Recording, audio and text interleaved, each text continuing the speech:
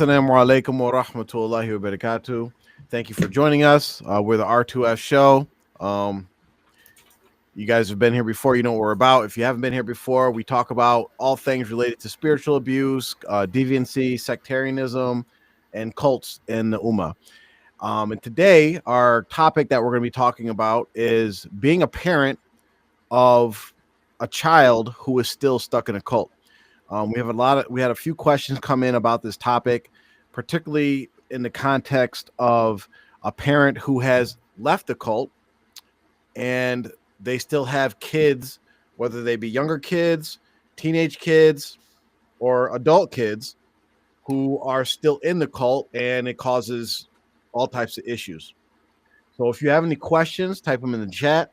There's also a link that you can come on. You'll be put in the waiting room and you can ask your questions live, or you can submit your questions via an anonymous form by clicking those links that are in the chat. I have it pinned, so you just click those links and come on, because this is one of those topics that we need to know what you guys want to know in order to actually drill down deeper into specific things, because we're just going to cover surface level because we can talk for hours about the various nuances, and there's so many different scenarios and issues that come up.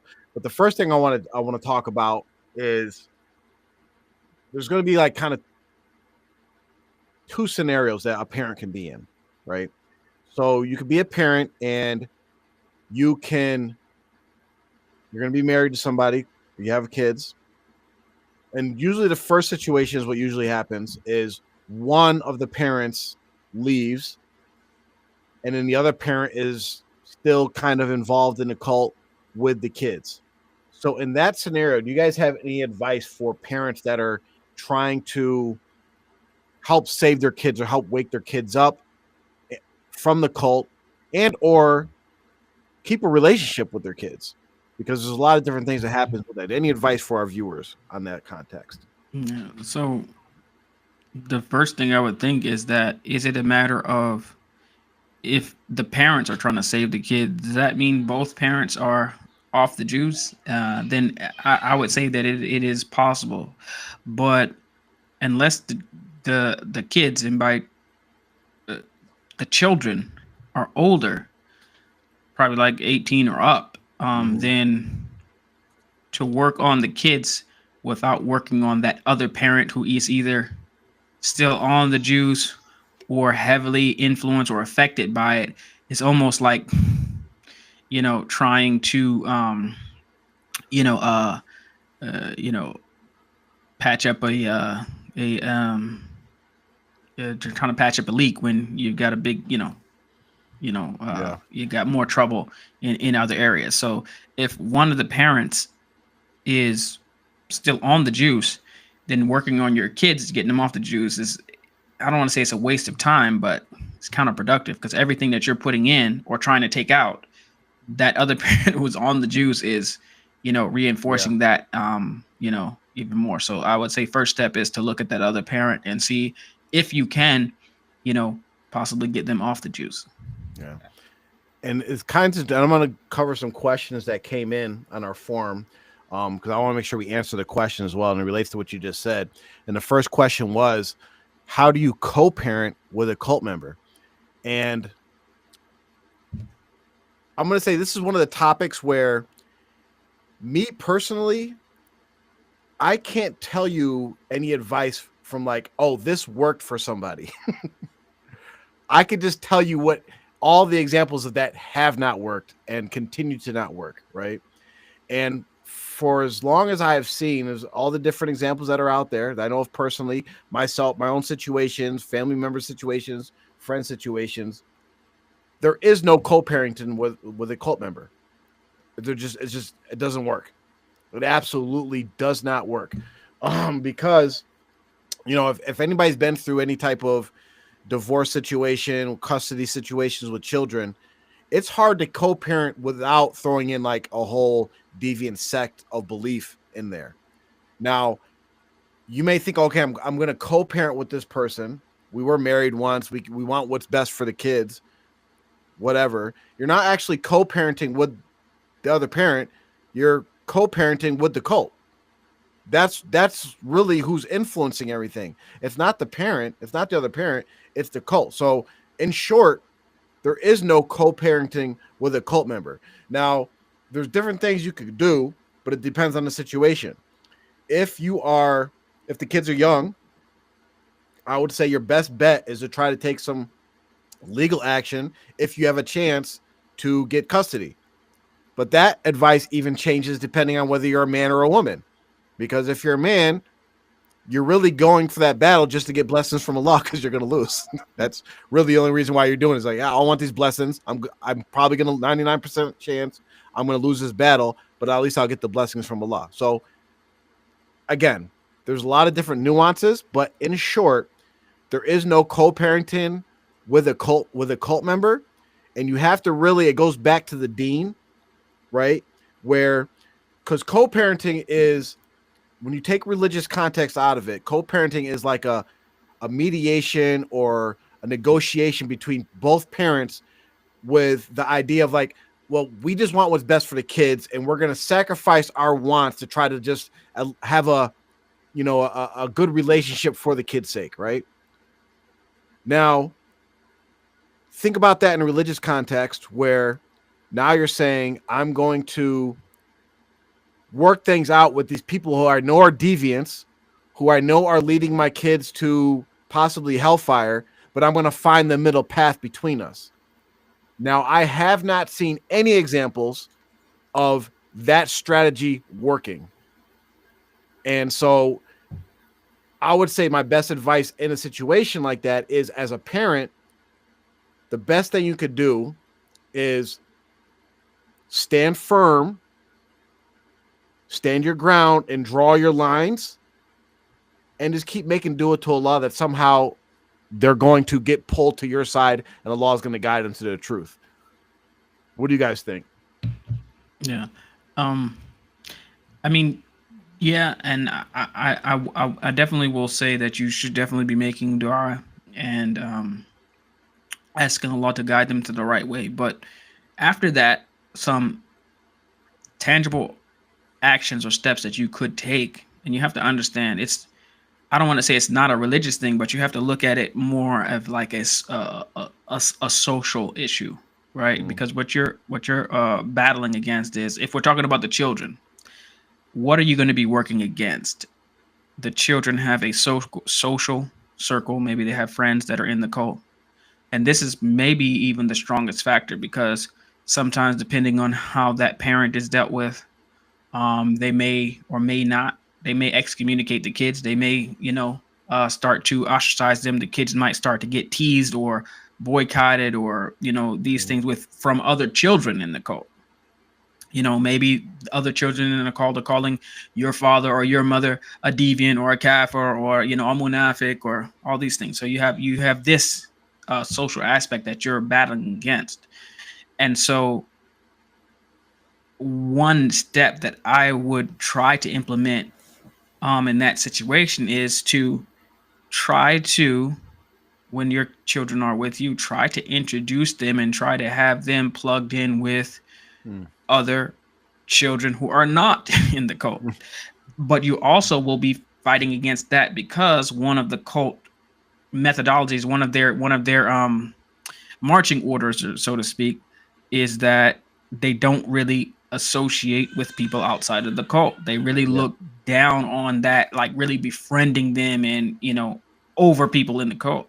So you may have to work, that's something else that you have to work into. But just like the peer pressure and that social pressure to adhere to the cult mindset and activities and socialization can work on having a child maybe pull away from that parent that's not in the cult and lean into that cult life.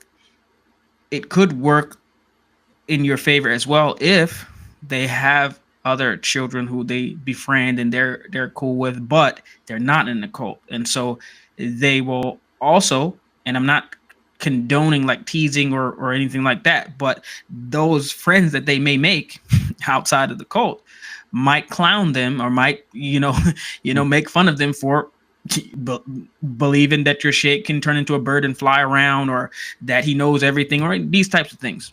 Yeah. So it can work in your favor to then, at least, even if the children may not be at a level where, okay, they believe their aqidah is a certain level, and they can rationalize and understand this is shirk, this is innovation, this is a cult, on these levels. But the level or the language that they might understand is that another 7 or 8 year old saying, what, you believe that a chubby Indian guy can turn into a bird and fly? You're crazy. Or you believe that your sheikh was taken up to the sky as a baby and taught by Hajrat Ali? This is nuts. Yep. And because some of these kids might say that, and then that way that might help in your favor. So it's in a situation like this, you have to use whatever you can, of course, in an ethical way, but whatever you can to help get them off the juice. And dealing with a child in their situation is going to be different as far as their intellect, their understanding, and their ability to rationalize than an adult, of course. So you have to use what resources you have available to you. Absolutely. And I would say, like, you have to get your kids young, because at a certain age that kid is taught. Once they hit probably about like 15, go ahead and toss them the wolves. All right, they're like Newsom right now. You have to just pray for the best, because right now they're about to stay on the cosmos and flood. All right, so you have to get them early on, and really, like, you have to work early on, because, like, at a certain point, the older kids will poison the younger kids against you. Right, so the oldest kids will say, "Oh, our Abu is this. He abandoned us. Don't like him," and that can be detrimental to the kids going forward, because, hey, no matter how hard you work, as you guys mentioned earlier, their mother, their community members of the cult, and their other siblings will all be against you. So you're fighting an uphill losing battle, and the kids might say some hurtful things to you. Oh, you cheated on my Umi when you got married again. Like, just outlandish stuff that you would hear from folks. So just want to try to get to them when they're still young, inshallah. Yeah, it's definitely a good point. Like, you have to look at it almost like you're in a custody battle, not with your previous spouse only, but also with the cult. Mm-hmm. So Mubarak mentioned a very good point about, and I talked about this with other people that are in different situations, where you have to make your house where they're like, I want to go to daddy's house. I want to go to mommy's house. Whoever you are, you want to make it like that, a social aspect where, as much as you can, while still being a good parent and having, ground rules and all that different stuff, where they actually look forward to being with you rather than being in the cult or being at the cult parent's house. So, like Mubarak said, it's a very good reminder to use whatever's at your disposal. The next question we have is, how do you teach your children real Islam when the other parent believes cult teachings? SubhanAllah. I would say one very simple thing, and when you're dealing with children, depending on the ages, of course, but the older they get, I would say possibly the more likely this is to work, if they'll do it. And that is, whenever, your children are saying anything, somebody's cult beliefs and cult related stuff, you just simply ask them very, very, very simply, let's find that in the Quran or the Sunnah. Let's find a hadith on that. Or, and it has to be very small, bite-sized, digestible, but you can't push too hard, of course. Sometimes, kids might get overwhelmed, or in just like adults, sometimes they just shut down. Like, when you get them to actually verify, they do shut down. But I would say that's one way to battle it, is that whenever you have these types of cult things come up, just, and that's why we always say the first step is really for us to learn our religion, learn what we need to know for ourselves, and then be able to convey that to others, and that includes our children. Mm-hmm. And I always say to people that if you know, for instance, Surah Al-Ikhlas, you're right, Surah Al-Ikhlas, you're going to say Qul huwallahu ahad. But if you cannot articulate and explain that surah to someone in a way that they can understand, if they say, well, what is this about? What does it mean? Or, how can I apply this in my life, or whatever? Then it may be likely that if I can't do it, then it's likely that I don't understand it that well. So you can even practice in making sure that you understand something well, and that you can explain it in a bite-sized, digestible way to your children. And of course, ages factor into how well you're going to do that. But I would say that's the step. So just try to get them in the habit of verifying what they believe and what they are talking about with textual evidence. So which eye is that, son? Okay, daughter, you mentioned that XYZ, let's find the hadith on that, Yeah.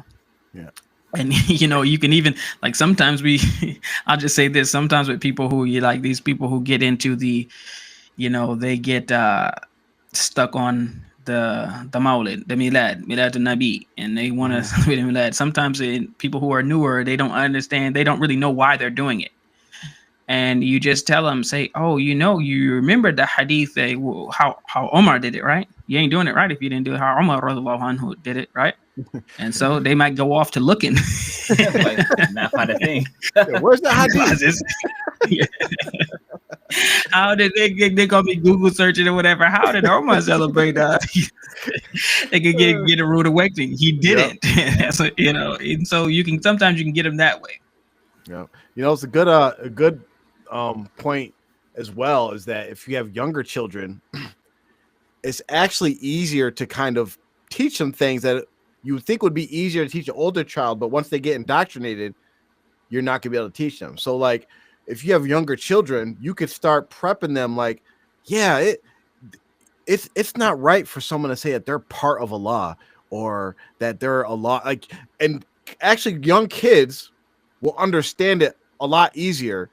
And then when they do start to hear these weird things, they're like, no, mommy or daddy already told me this is wrong. I already know this is wrong. Mm-hmm. And it goes actually against their fitra very early. Whereas when you get up to the teenage years, they'd have all these years of indoctrination and slowly something like, they're going against what actually makes common sense. So it's easier to start putting those values of, that's why we always talk about Aqidah, right? Having sound Aqidah. You don't have to be like an expert in it. It's like, it's really easy to have very strong sound Aqidah where you recognize stuff that is like, hey, that's not right. And believe it or not, young kids have very sound Aqidah a lot of times, a lot of basic concepts where you bring something to them and they're like, huh, that don't make sense, right? Mm-hmm. And you can instill those in them and get a good foundation with them so that, when it gets later on in the years, they'll be able to recognize a lot of that falsehood. Absolutely, yes. And another thing is those, there's a lot of children's, I don't even say that not just for children, but there's a lot of cartoons where they go through the stories of the prophets and lives of the some of the ulama like Imam al-Bukhari and lots of others where Tawheed and Islamic concepts is very heavy in there, and the children remember them. They remember something because it's attached to like something fun or whatever. So so you can implement that and kind of remind them. I mean, even like the 5 pillars, sometimes they go through, they do little cartoons and different things on that. And so even where, you can look at for zakat, for instance, a child can understand zakat. Zakat is for us, the poor people or the traveler or the needy and XYZ. And these people get zakat and these people pay zakat, right? Not down to the little details, but, even like, oh, wow, like with percentage and things like this, oh, everybody has to pay. It's like, oh, a child can understand that, the poor people pay zakat, the rich people give zakat to the poor people.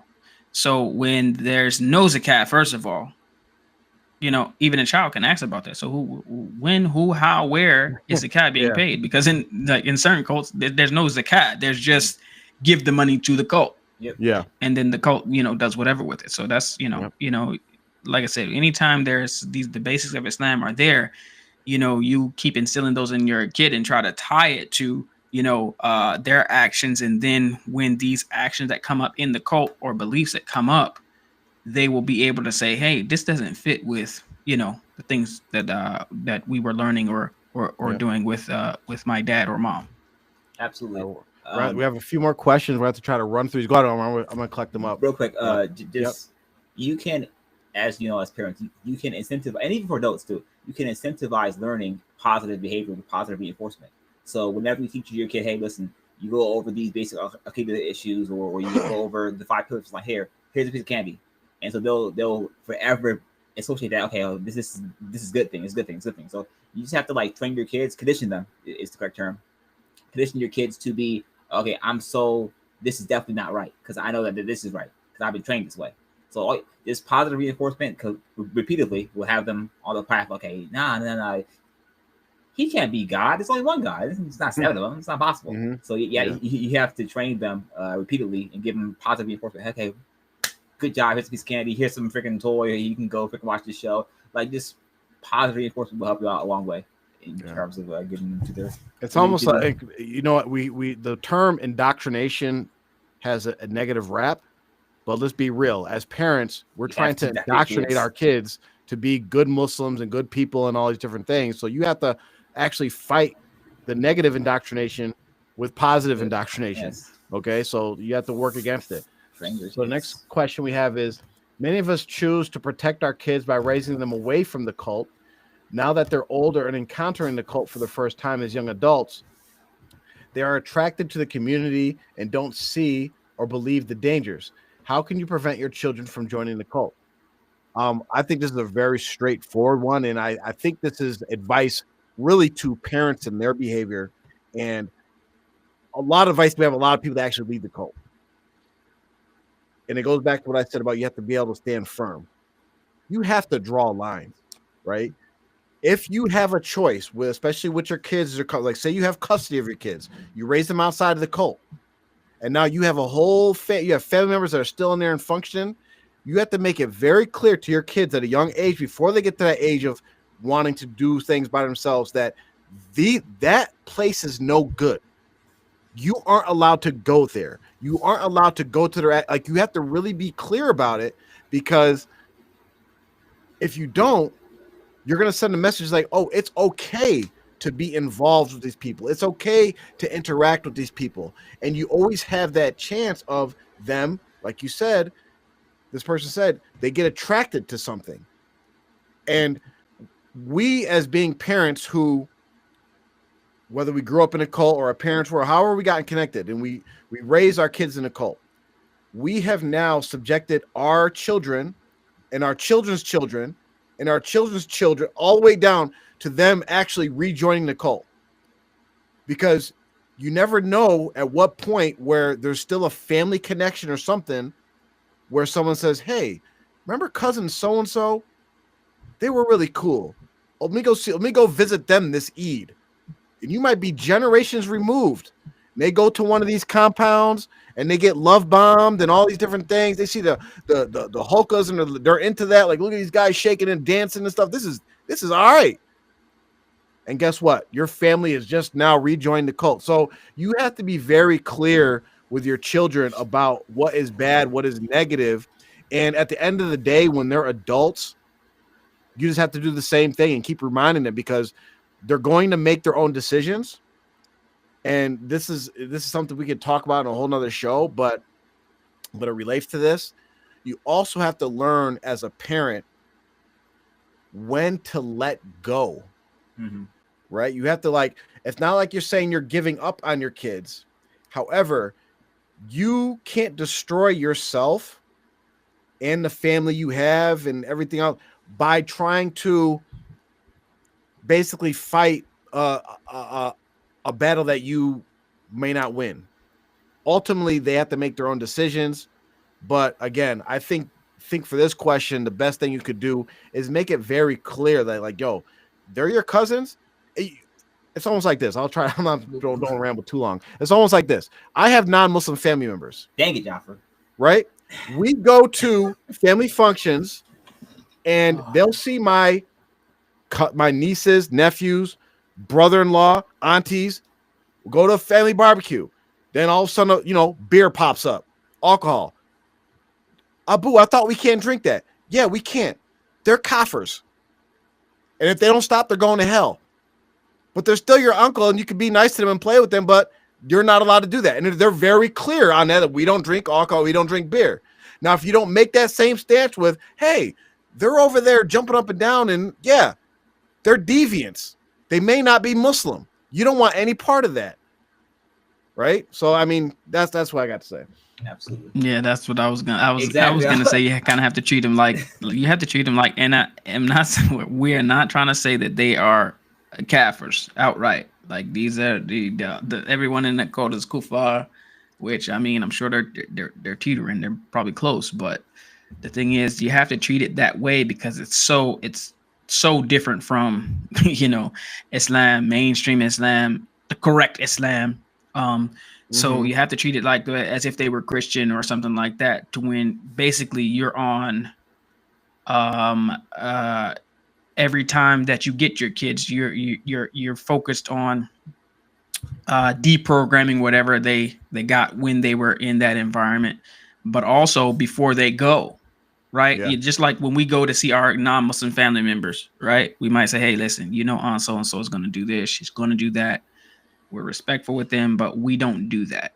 Sometimes it's like, because like we have one of my aunts. She's very, very, very like she's that very aggressive, nice aggressive. Like she's sweet and she smiles in your face and she, she actually how you doing? But she's basically like, I am gonna redecorate your whole downstairs and turn it into a birthday princess celebration for my, well, my daughter, but and so even though I'm like, hey, so and so we don't do birthdays. Okay, okay.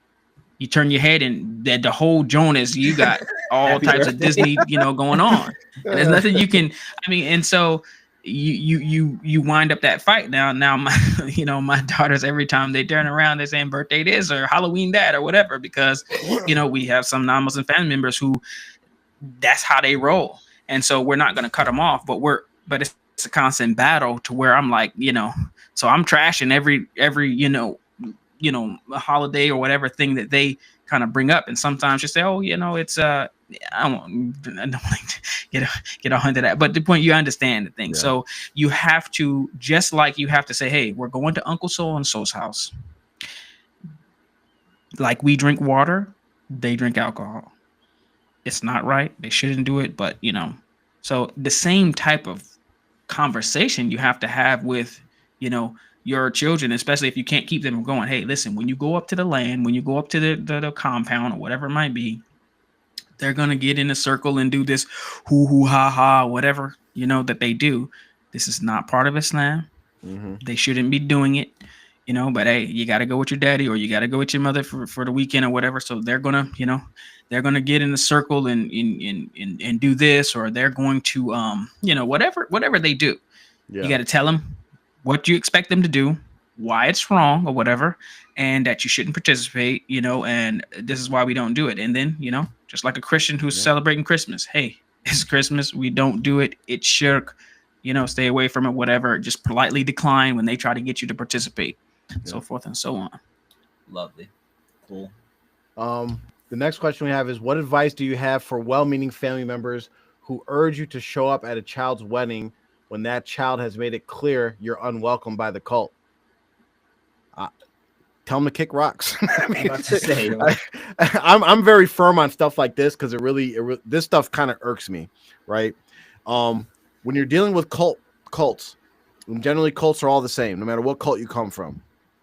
They function off their like having power and abusing power and putting people in positions where they actually have power over them.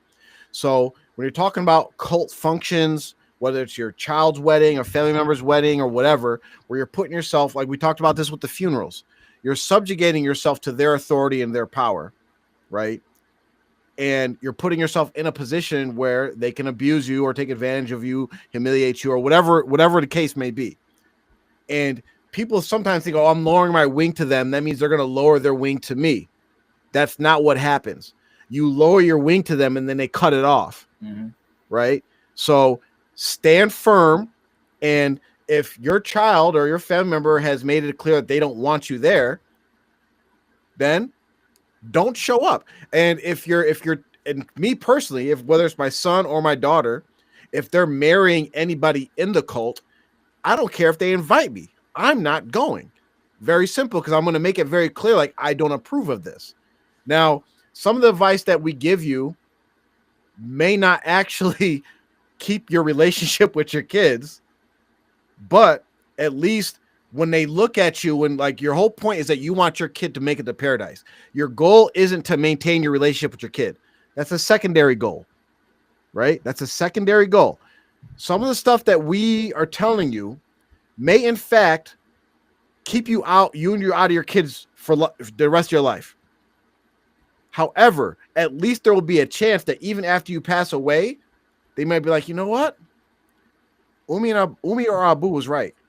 You know what? I'm going to leave this cult. And whatever you did, you standing strong, you not showing up to the wedding or whatever it was that you did that at that time, because the kid was blocked by cult thought, decided to keep you out of their life, it might actually help get them to Jannah. Okay, so that's the real goal. Remember that. Jannah's the first goal, having good family relationships and going up and being at weddings and being at births for grandchildren and all these different things. That's a secondary goal. Your first goal is that you want your child, you and your child, to go to paradise. Let's see. Next question is, how do you maintain relationships with peripheral family members during big events that they're attending but you're not invited to? What do you? Okay, if they're having an event that you're not invited to, why are you there? You weren't invited. Listen, I have a rule of thumb check. I don't go anywhere that I'm not invited. And some places I be invited to, like my freaking job, be having all kind of like luncheons after hours. Like if I am not on the clock, I am not gonna be there. So if I'm not invited to this cult event, you're not gonna see me there. I don't care if the cult's having an Eid outside my house. I ain't going outside my house. Bye. Yeah. All right. Don't go places you're not invited to. This one reminds me of, I'm trying to think of it from like both perspectives, because a lot of this stuff is easiest for men to grasp, because as men, we deal with this stuff in regular custody situations all the time, where we have to face the music, right? Accept the fact that our kids may cut us off or be out of our lives and all these different things, right?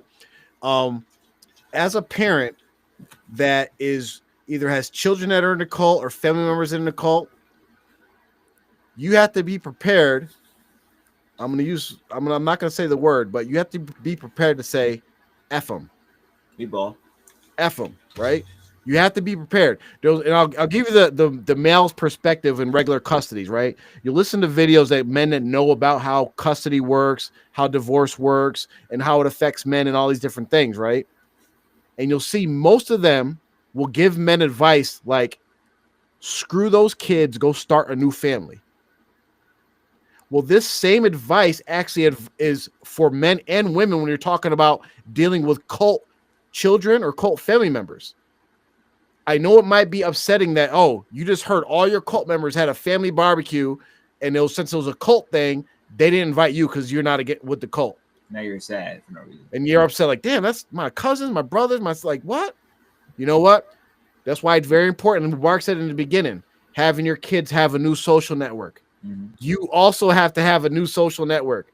Get connected with the other Muslim community. Get new family members, right? Deal with the other family members, because everybody has these. Everybody has family members that they didn't deal with while they were in the cult.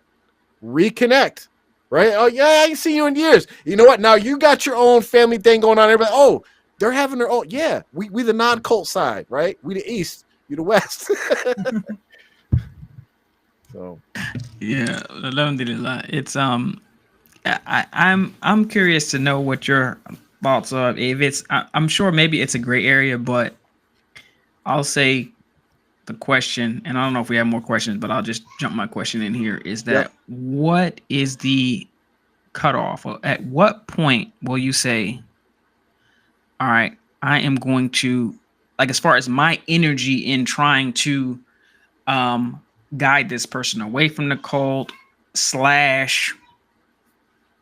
keep these family ties / keep good relations with my cult influenced children, because like when they're middle school, 5, 6, 7, 8, 9, 10, adolescent, teenage, once you start getting in a certain area, and then of course adult, there's different dynamics there where when they're 6 or 7, it's just they're just doing whatever Abu or dad says to do. 16, 17 is a little different. 26, 27 is a little different. So, Yeah. long story short, where is that sweet spot where you say, okay, listen, it's, the ship has sailed, as a famous poet once said, if Noah couldn't save his son, why are you trying? Why you know, but it's a very good seriously, question. like where's that spot? It's a very good question, and like you said, it's different for everybody. But I will say this, and my position on this has changed due to my own personal experiences and seeing other people's experiences. And I would say for everybody, my advice to you is that wherever you think that sweet spot is of like, okay, I need to stop it right here, that spot was actually 10 miles ago. I'll tell you that right now. The sooner, the better. And there's so many different justifications I could give men and women that.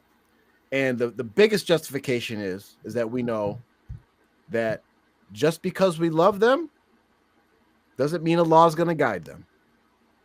And that's what we really have to accept.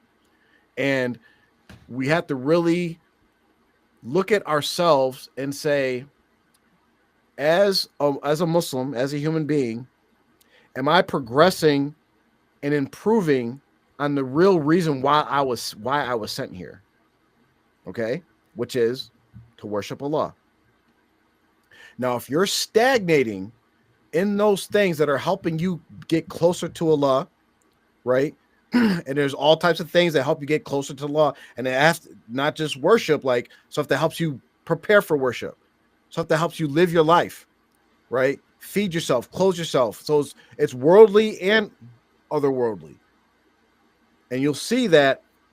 I'll use myself as an example.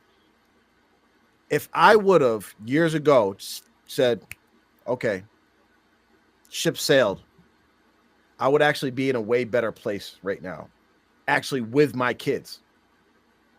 So it's a hard pill to swallow.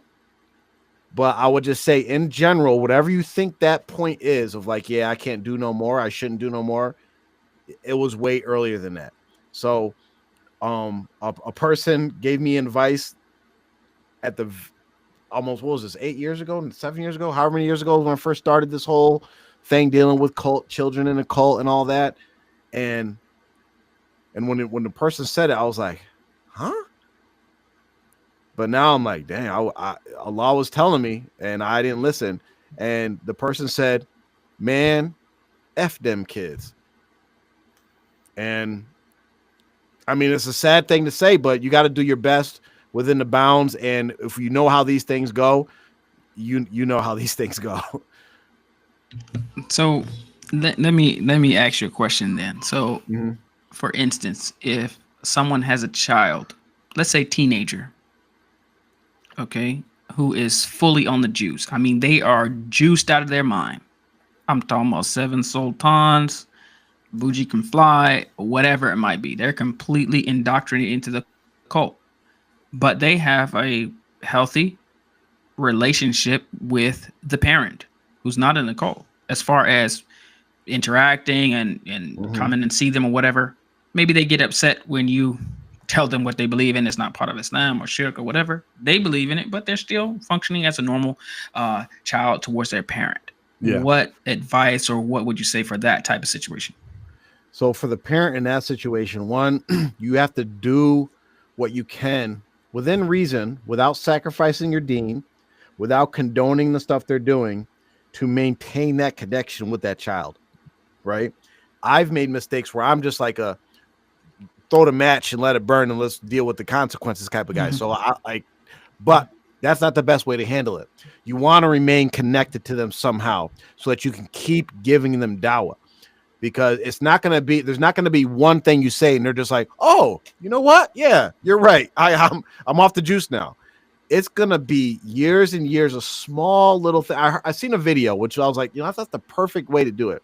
It was a video of a guy who became Muslim in prison.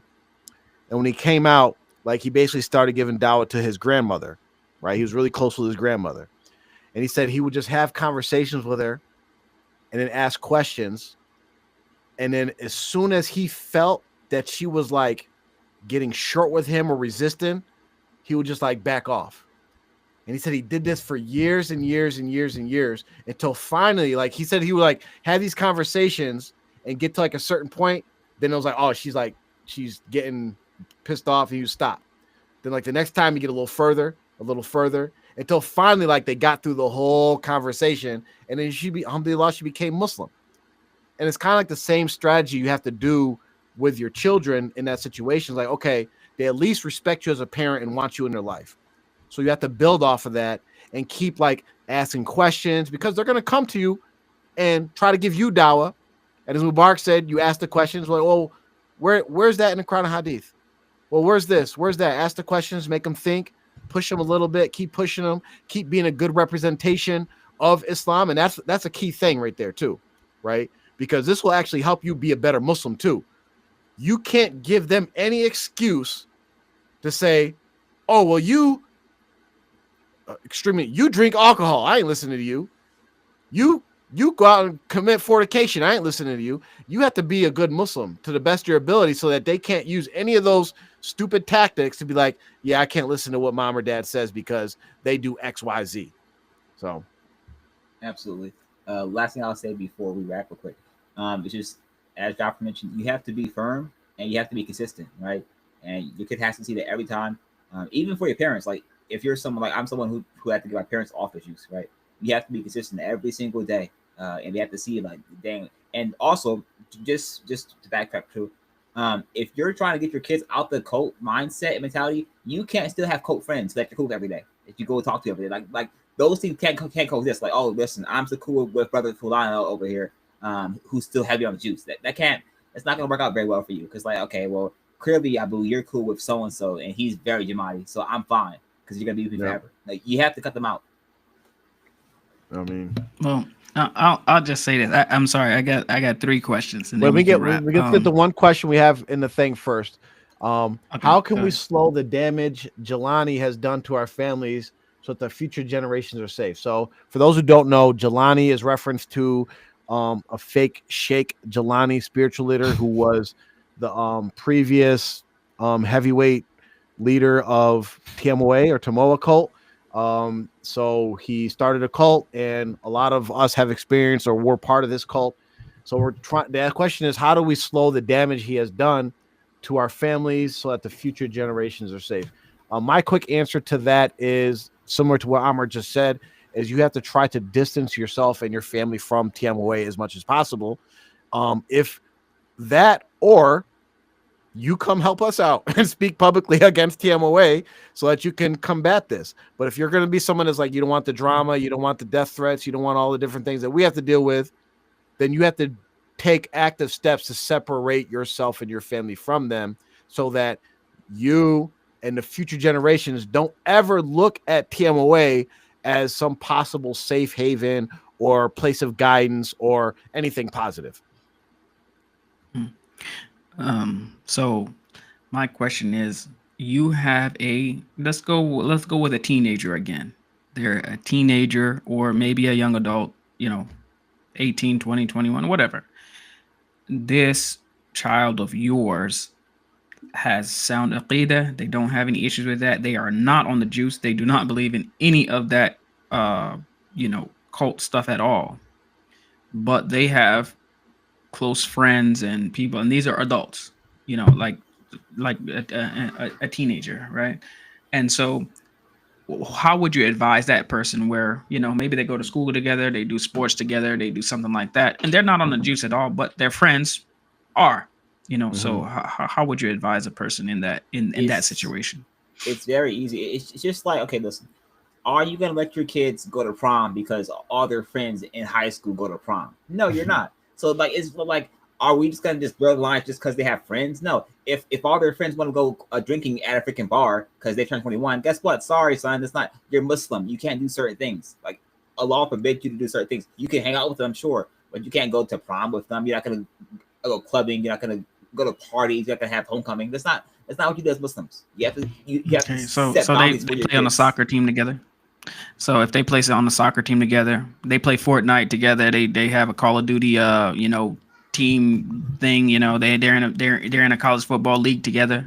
You know, these type of things where they're friends. You know, because I'll say that you know, there's people that are not Muslim at all that I do some of those things with, and I don't bat an eye. And you know, so that's what I was gonna say. Really, is that it's back to the similar non-Muslim family scenario where if like your kids growing up in the West are most likely going to have some non-Muslim friends, and the same way that you manage those relationships with your non-Muslim friends, you have to do the same thing with the cult members of managing those relationships. You know, making sure that like okay, you can't spend the night at that person's house. Can't go there, sorry, like because of XYZ. They can come here all you want, like you can do that, or it's kind of like the same exact thing. And making sure, again, it's all about knowledge. You have to make sure that they're aware of what those dangers are. Like Mubarak said, prepping them before and after so that they know what they can't be doing or what is wrong, and they can recognize these things. A lot of times what we do as parents is that we kind of assume our kids know things because we may know it, and we don't pass that knowledge on. But if we do it right, our kids will be aware of what is wrong, what is right, especially if you have a good kid. But at the end of the day, you could have it, and it's different for every type of child or parent, but you have to manage it the same way you would do it for how they have their non-Muslim friends. And just be prepared that whatever strategy you take, it could backfire. You could be like, you know what? You're never hanging out with this cult member ever again. And you know what? Somehow you have one of those kids that they just go against authority. And because you said no, now they're doing everything in their power to actually hang out with that person. So just be prepared. You got to do your best. Yeah. So last question I have, or second to last anyway. I want you to think about this one because I feel like it's very, very important. And I think it happens quite a bit, but we don't, I haven't really seen a really good explanation of how a person should handle it. So this is the scenario. For instance, if you have a child or someone, a father or mother has a child, okay, who is, not on the excommunicate list of the cult or whatever, so they have cult friends and people, and they're kind of, they're not a public enemy of the cult per se. And the people in the cult actually love your child. They love him. They're like they claim him as one of their own, and they engage with him, and they support him, and they claim as one of their own, but he's really not really feeling them like that. But your child also has a very good relationship with you. But you are one of the for the cult, you're like up on the wall as far as the enemies of the cult. So the cult trashes you. They hate you. They publicly call you a person who's a deviant, a kafir, whatever it might be.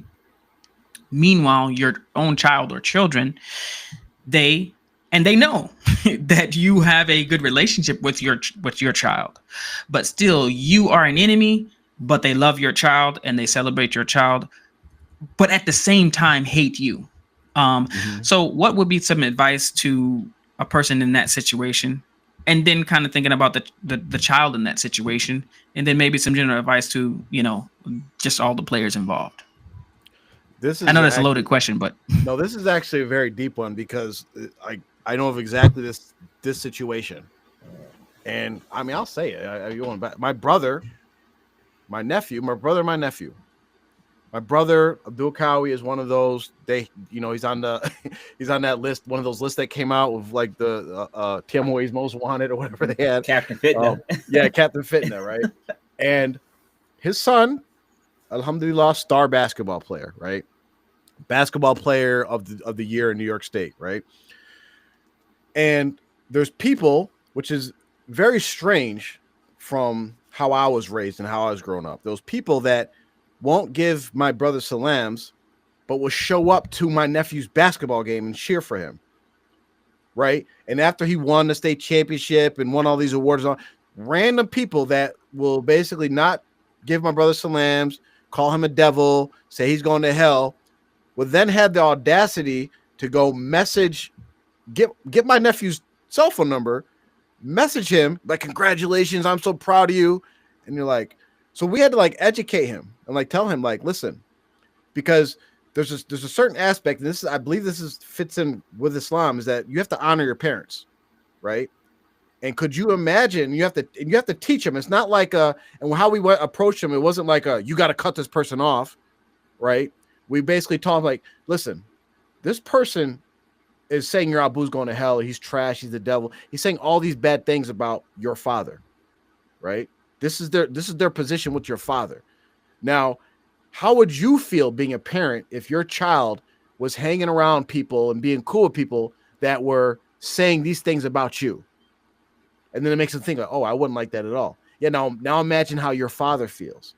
Imagine how your uncle feels. Imagine how your mother feels, and all these different things where you're letting these people feel that they have a connection with you while at the same time can disrespect your father. And we also taught them about like, this is something that bullies do and abusers do, where I'll give you a perfect example. When I was in high school with all the Muslims and all that, right? And I grew up with all these white people in the school, right?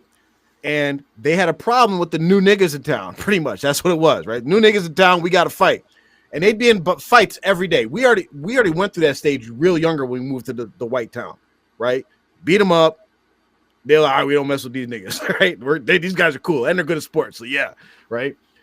But the white kids would come to us, like, yeah, man, yeah, Jimmy, you're okay, man, but those other guys, I'm like, what you mean about them other guys? You have to check them. Like, no, you're not gonna come be cool with me and then disrespect my friends. Like, you're not gonna come be cool with me and disrespect my parents more than anything. So we taught them that lesson, and then like we didn't like force it upon him. We just taught him the lesson. Then the next time that he got messages like that, he was replying like, I appreciate whatever you said. Like, I appreciate the congrats, but before you message me again, you need to fix the stuff you have, the issues you have in my family. Put them in their place. Real simple. So you have to like kind of instill those values in them, because nowadays, I don't know what it is. We lost our sense of like loyalty, right? Being loyal to our family members. Like it's weird, because if I remember people that my little brothers had beef with 20 years ago, and they don't have beef now, but I still look at them like, nigga, I'll fuck you up. Because you had a problem with my little brother 20 years ago. But I'm still like, yeah, all right. We lost that somewhere along the way. Just, I don't know, in family dynamics or whatever, where like you're loyal to like, if you got a problem with me, if you got a problem with my family member, you got a problem with me. I don't care if you know me or not, or if we was cool. You got a problem with my brother, sister, mother, auntie, great uncle, great whatever, you got a problem with me. So just as a standard, if someone's not cool with you, someone's not cool with your parents, or it could go the other way. If someone's not cool with your child, and I would say this even for people who might be in the cult, you might be in the cult, yep. And you're in the cult, but one of your children or all of your children or whatever are out of the cult, still on just a family, basis, nobody should be saying anything bad about your blood, in front of you. Now, of course, cult members, they got their own issues, so they're probably not going to adhere to that. But definitely people who was, in this situation, you can't let anybody that's not cool with your dad, with your father, with your mother, with your people, automatically they can't be cool with you. Yeah. Fix it. Otherwise, don't acknowledge me and don't acknowledge my family. And definitely, we don't need your congrats. Exactly. Any more right, questions? I think we're good. We did we did under an hour. It's supposed to be half an hour. The last question was, if you are invited to your child's wedding in Lahut Lamakan, will you attend the wedding? Yes, I will. Listen, you gotta go. Listen, you have to go. A once in a lifetime opportunity. You can see the freaking camel print, all right, of Hazrat Ali's camel, all right. You could also see that the footprint of a giant that he expelled and you can see the demon behind the rock that he sealed away. All right. Yo, if we ever get rich, right, we got to buy a property in America that has some kind of cave in it, and we are gonna name it the Hutlama Khan 2 or something like that. And we have all types of Indians come up there, visit, pay money.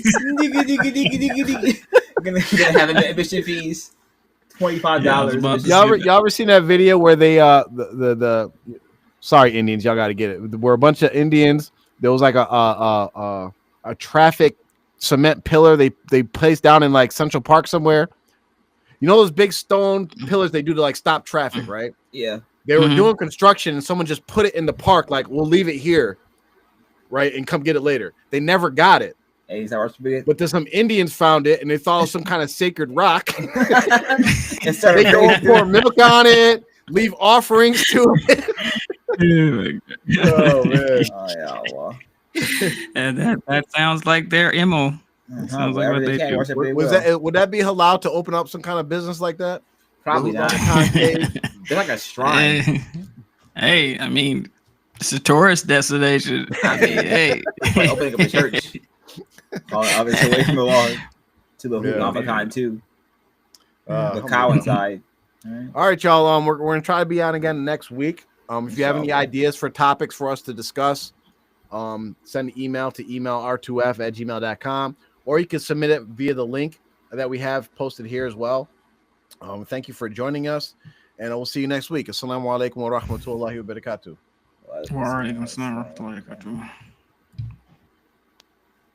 Okay, that's done. Love you. What I say? Mubarak is going to go at